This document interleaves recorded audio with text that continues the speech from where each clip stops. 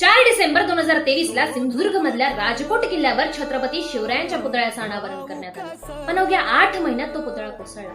अहो, संपूर्ण महाराष्ट्राचा आराध्य दैवत असणारे छत्रपती शिवाजी महाराजांचा पुतळा कोसळला तेव्हा महाराष्ट्रातल्या प्रत्येक व्यक्तीचं रक्त सळसळलं.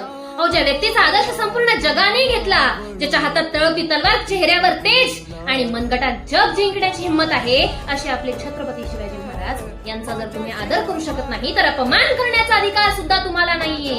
अहो, ज्या व्यक्तीने आम्हाला स्वातंत्र्य मिळवून दिलं, ज्यांनी आम्हाला जगायला शिकवलं, ज्यांनी आम्हाला आमच्या हक्कासाठी लढायला शिकवलं, अशा छत्रपती शिवाजी महाराजांचा अनादर इथे सहन केला जाणार नाही. म्हणूनच जे गुन्हेगार आहेत, जे भ्रष्टाचारी आहेत, त्यांना योग्य ती शिक्षा झालीच पाहिजे. जय जिजाऊ, जय शिवराय, जय शंभूराज.